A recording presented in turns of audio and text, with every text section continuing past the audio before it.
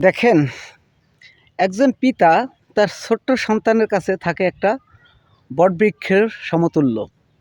একটা বটবৃক্ষ যেমন ছায়া দিয়ে তার নিচের সমস্ত জীবকে বিভিন্ন রোদ, বৃষ্টি, তাপ থেকে রক্ষা করে, তেমনি একজন পিতা তার সন্তানকে সমস্ত বিপদ আপদ সব কিছু থেকেই রক্ষা করে। এটা আমি বহু দেখেছি এবং ইতিহাস ঘেঁটেও পেয়েছি। যখন ওই সন্তানটা আস্তে আস্তে শিশু থেকে কিশোর, কিশোর থেকে শৈশব হয়, তখনও পিতার অনেক দায় দায়িত্ব থাকে। পিতা তার সন্তানকে সমস্ত কিছুতেই আগলে রাখে, তার লেখাপড়া, দৈনন্দিন চাহিদা সব কিছুই পূরণ করে। তখন আসলে পিতারাই থাকে সন্তানের কাছে আসল হিরো। আর যখন ওই পিতা ধীরে ধীরে আস্তে আস্তে বয়সের দিকে এগিয়ে যায় আর সন্তানও আস্তে আস্তে বড় হয়, তখন ওই সন্তান তার পিতার কাছে মধ্যমণিই থাকে, কারণ আরও আশার প্রদীপ থাকে যে তার বৃদ্ধ বয়সে ওই সন্তানই তাকে দেখাশোনা করবে। কিন্তু যখন ওই সন্তান বড় হয়, আস্তে আস্তে বুঝতে শিখে, চলতে শিখে, পরিবেশ পরিস্থিতির কারণে ওই সন্তান তার পিতাকে দিন দিন অবহেলা অবজ্ঞা করে থাকে। অথচ সন্তানের কেরিয়ার গড়তে, সন্তান যাতে ভালো থাকে এ করতে পিতা সমস্ত পরিশ্রম দিয়ে সমস্ত জীবন উৎসর্গ করে ওই সন্তানের পিছে লেগে থাকে, যাতে তার সন্তানটা সুখ শান্তিতে থাকে। আস্তে আস্তে যখন সন্তান পরিণত বয়সে পরিণত হয়, তখন আস্তে আস্তে পিতার চাহিদারা তার কাছে কমে যায়। পিতা তখন তার কাছে তখন একটা অবহেলিত বস্তুর মতো হয়ে যায়। যখন সন্তান নিজে ইনকাম করে, টাকা পয়সা ইনকাম করে, বিয়ে শাদি করে, হয়তো জেনেটিক কারণে পিতার দিকে টান থাকলেও তার পরিস্থিতি, পরিবেশের কারণে, টাকার মায়ের কারণে পিতার কথা আর মনে রাখে না। সাপোজ যদি একটা পিতা কঠিন রোগে আক্রান্ত হয়, তখন ওই পিতা সন্তানের কাছে দিন দিন বোঝা হয়ে যায়। আর সন্তান মনে করে যে উনি তো কদিন পরে মরেই যাবে, ওনার জন্য লাখ লাখ টাকা খরচ করে কী লাভ হবে।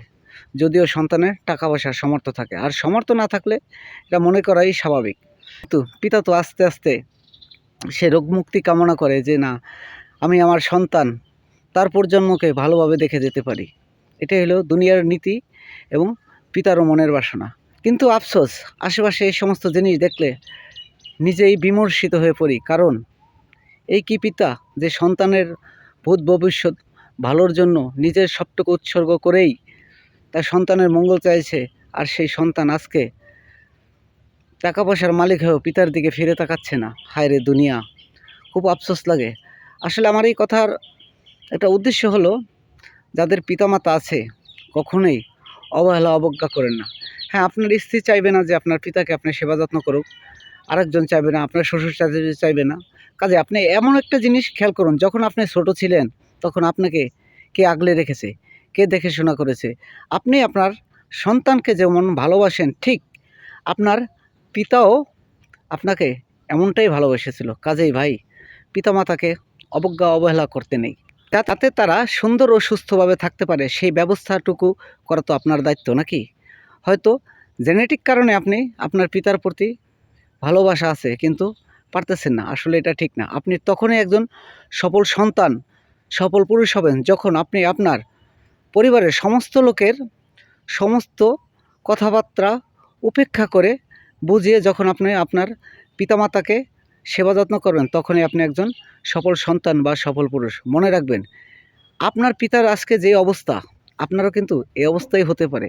আপনি আপনার পিতার সাথে আজকে যে আচরণটা করেছেন, ঠিক তেমনিই আপনার সন্তানও আপনার সাথে সেই আচরণটুকুই করবে। এখন আপনারা বলতে পারেন যে যে পিতা আজ রোগাক্রান্ত, সেও তো তার বাপ মার সাথে এমনই করেছে।